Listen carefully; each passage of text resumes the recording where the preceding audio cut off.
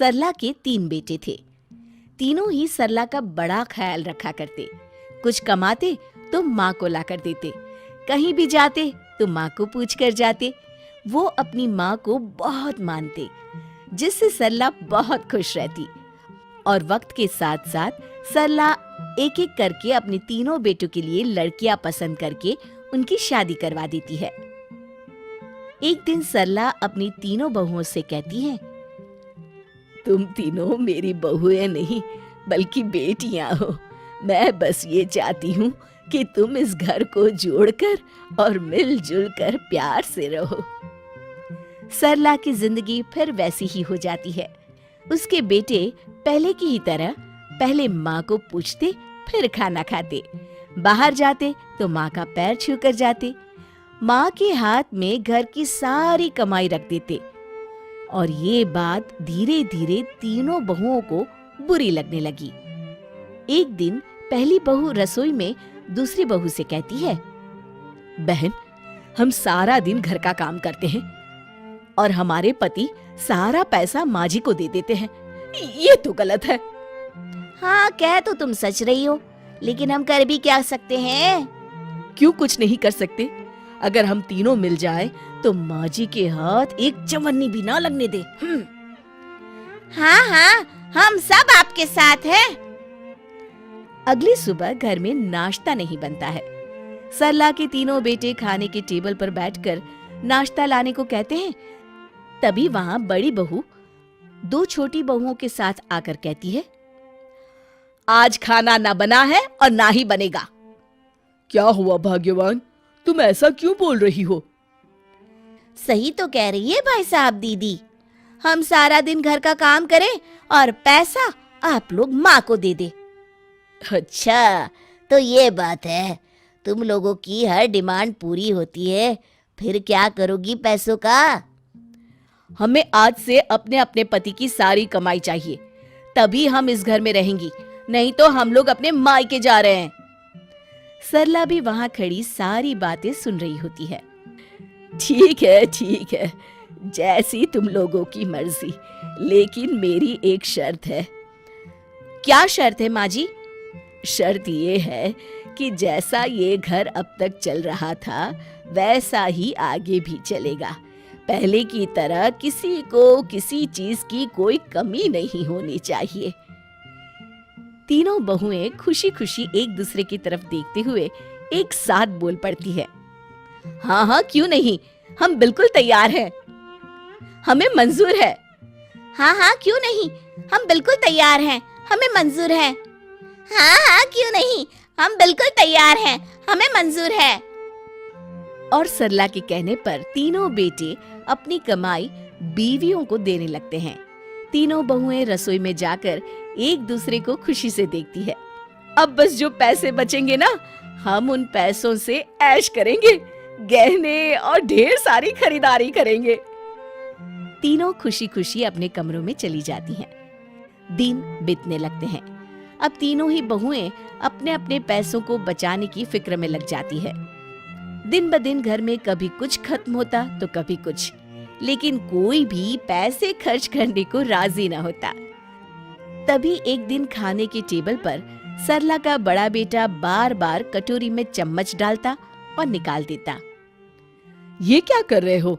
दाल की कटोरी में क्या ढूंढ रहे हो जी? वो मैं दाल ढूंढ रहा हूँ। सारा परिवार हंसने लगता है। हाँ हाँ, ठीक है, वो दाल इतनी महंगी है कि क्या बताएं।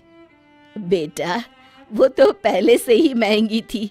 मैंने कहा था ना कि घर में किसी को खाने पीने की कमी नहीं होनी चाहिए। अरे माँ, आपका जमाना कुछ और था, अब महंगाई आसमान छू रही है। अरे 2 ही महीने में जमाना बदल गया क्या भौजी? हाँ हाँ, बदल गया। अब हम झूठ थोड़े ही बोल रहे हैं। उसके हाथ में नए कंगन चमक रहे होते हैं। अरे भाभी, ये नया ली है क्या? आप तो बोल रही थी कि पैसा ही नहीं बचता बच्चों की फीस के लिए। अरे ये तो बस ऐसे ही।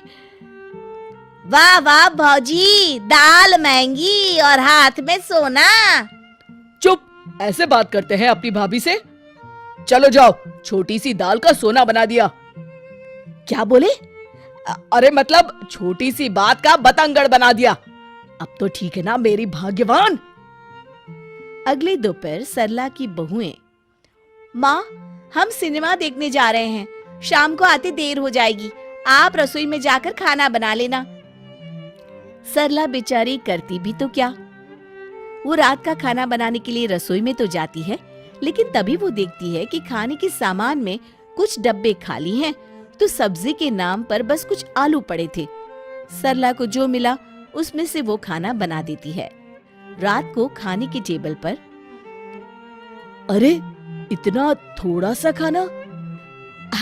आज खाना माँ ने बनाया है, बड़े दिनों बाद माँ ने खाना बनाया है ना, तो हो सकता है कि माँ को अंदाजा ना मिला हो। सरला को बहू की बात सुनकर गुस्सा आ जाता है। बहू, रसोई में खाने का सामान खत्म था, इसलिए खाना कम बना। सरला इतना कहकर वहां से अपने कमरे में चली जाती है। अगले दिन सुबह घर के दरवाजे की घंटी बजती है। सरला का बेटा दरवाजा खोलता है। सामने कुछ लोग खड़े होते हैं। अब कौन है आप लोग और यहाँ क्यों आए हैं? हम लोग बिजली विभाग से आए हैं। आपके घर की बिजली आज कट जाएगी क्योंकि आप लोगों ने 2 महीने की बिजली का बिल नहीं भरा है। कौन है बेटा? माँ, बिजली वाले हैं जो घर की बिजली काट रहे हैं। ये लोग कह रहे हैं कि हम लोगों ने 2 महीने से बिजली का बिल नहीं भरा है। ऐसे कैसे हो सकता है बेटा? सरला तीनों बहुओं को बुलाती है। माँ जी, हम लोगों के पास अब तो पैसे बचे ही नहीं। खर्च ज्यादा हो जाने के कारण हम लोगों में से किसी ने बिजली का बिल नहीं भरा है। अब क्या होगा? क्या होगा? होगा क्या? बिजली कट जाएगी। रुको रुको, तुम लोगों के 2 महीनों के बकाया पैसे मैं दे रही हूँ। तुम लोगों को शर्म आनी चाहिए। माँ ने तुम लोगों के एक बार कहने पर सारा पैसा तुम लोगों को दे दिया, लेकिन आज हमारी इतनी मेहनत के बाद भी भंडार और रसोई खाली है। वो तो छोड़ो, आज ये नौबत आ गई कि घर की बिजली कट जाती। वो तो माँ ने बचा लिया। माँ हमें माफ कर दे, हम लोगों को पैसे नहीं चाहिए। हम पहले आपसे ये सीखेंगे कि घर कैसे चलाया जाता है, तब कोई जिम्मेदारी लेंगे। लेकिन माँ, आपके पास पैसे कहाँ से आए? बेटा, जिन पैसों से तुम लोगों से घर अच्छे से नहीं चल पा रहा है, उन्हीं पैसों को सही तरीके से खर्च कर मैंने इन पैसों को भविष्य के लिए बचाया था। सभी बहुएं सरला से माफी मांगती है और आगे भी साथ में मिलजुल कर रहेंगी, ये वादा करती है। शिक्षा, परिवार मिलजुल कर चले तो बड़ी सी बड़ी कठिनाइयां भी आसान हो जाती हैं।